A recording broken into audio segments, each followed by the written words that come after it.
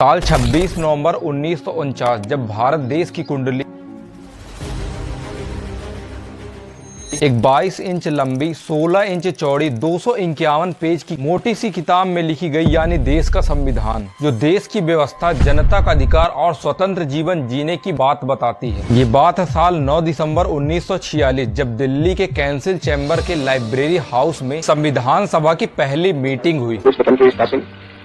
इस सभा में 389 मेंबर शामिल थे। इन मेंबरों में हर धर्म, हर प्रोफेशन के लोग थे, जैसे lawyer, social worker, teacher, businessman, politician और जर्नलिस्ट शामिल थे। ये अलग अलग पॉलिटिकल पार्टी के मेंबर भी थे। इस पूरी सभा में 15 महिलाएं भी शामिल थी, जो उस टाइम में भारत की महिलाओं के लिए एक प्राउड की बात थी। इस सभा के सबसे बुजुर्ग मेंबर डॉक्टर सच्चिदानंद सिन्हा को टेम्परेरी चेयरमैन बनाया गया और अब संविधान बनना स्टार्ट होता है। और लगभग 9 महीने के बाद 14 अगस्त 1947 को भारत का बंटवारा होता है, जिसे 25% जनता पाकिस्तान चले जाते हैं और अब संविधान सभा में मात्र 299 मेंबर ही बचते हैं और यही संविधान बनाने के काम को आगे बढ़ाते हैं। लेकिन कुछ टाइम के बाद ये चैलेंज आता है कि आखिर संविधान बनने के बाद किस भाषा में लिखा जाए, क्योंकि ये पूरे मेंबर अलग अलग क्षेत्र से बिलोंग करते हैं, जिससे इनकी भाषा डिफरेंट तरीके की थी। फिर फाइनल डिसीजन ये हुआ कि संविधान को इंग्लिश भाषा में लिखा जाएगा। इसे लिखने के लिए प्रेम बिहारी नारायण रायजादा जी को चुना गया। रायजादा पेशे से एक कैलीग्राफर थे, जो एक लिखने की स्टाइल होती है, पर रायजादा जी ने लिखने से पहले अपनी कुछ शर्त रखी कि संविधान के हर पेज में वह अपना नाम और लास्ट के पेज में अपने नाम के साथ अपने दादा का नाम भी लिखेंगे। और तब संविधान के मेंबरों ने उनकी ये शर्त मान ली और अब लिखने के लिए पूना से बेस्ट क्वालिटी का पेपर मंगाया गया और इसे लिखने में जो निब का यूज किया गया था वह इंग्लैंड से मंगाया गया था। इसे आज की तरह पेन मान सकते हैं। और अब रायजादा जी ने इंग्लिश के इटैलिक अक्षर के कैलीग्राफी स्टाइल से लिखना स्टार्ट करते हैं। लिखने के अलावा इसमें जो भी चित्र बनाए गए थे वह आचार्य नंदलाल बोस और शांति निकेतन के चित्रकारों ने बनाया था। और ऐसे ही 6 महीने के बाद 254 पेन की निब खराब होने के बाद 1,45,000 वर्ड से 26 नवंबर 1949 को पूरी दुनिया का सबसे बड़ा लिखित संविधान लिखा गया। इसे बनाने में 2 वर्ष 11 माह 18 दिन का टाइम लगा, जबकि इसे लिखने में मात्र 6 महीने का टाइम लगा। इस पूरे प्रोसेस में टोटल कॉस्ट 63,96,729 रुपए लगे थे। और अब संविधान के बुक की बाइंडिंग लेदर और गोल्ड से बनाई गई थी। इसमें टोटल 395 अनुच्छेद, 22 भाग और 8 अनुसूची लिखी गई थी। और अब वो दिन आया जो पूरे भारत को बदल कर रख दिया, यानी जनवरी 1950, जब संविधान सभा के पूरे मेंबर ने संविधान को एक्सेप्ट कर इस पर सिग्नेचर किए। और उसके 2 दिन बाद 26 जनवरी 1950 जब भारत की जनताओं को अपना अधिकार और खुद का पहचान मिलना था। ये वही दिन था जब संविधान को पूरे इंडिया में लागू किया गया था। इससे पहले 15 अनुच्छेद 26 नवंबर 1949 को ही लागू कर दिया गया था। संविधान को बनाने में जो सबसे ज्यादा क्रेडिट जाती है वो डॉक्टर भीमराव अंबेडकर को, क्योंकि वो इस सभा के चेयरमैन भी थे। ऐसे ही कुछ टाइम के बाद ये प्रॉब्लम आई कि भारत की जनता संविधान को नहीं पढ़ पा रही, क्योंकि 90% इंडियंस को ना तो इंग्लिश पढ़नी आती थी और ना ही लिखनी। तब 1950 में डॉक्टर राजेंद्र प्रसाद की अध्यक्षता में इसे हिंदी भाषा में कन्वर्ट कराया गया। और प्रेजेंट टाइम में जो भी संविधान का बुक मिल रहा है वह ओरिजिनल की कॉपी है, क्योंकि संविधान की ओरिजिनल कॉपी आज भी संसद भवन में हीलियम गैस के एक डिब्बे में रखी गई है, ताकि वह लाइफ टाइम तक खराब ना हो सके।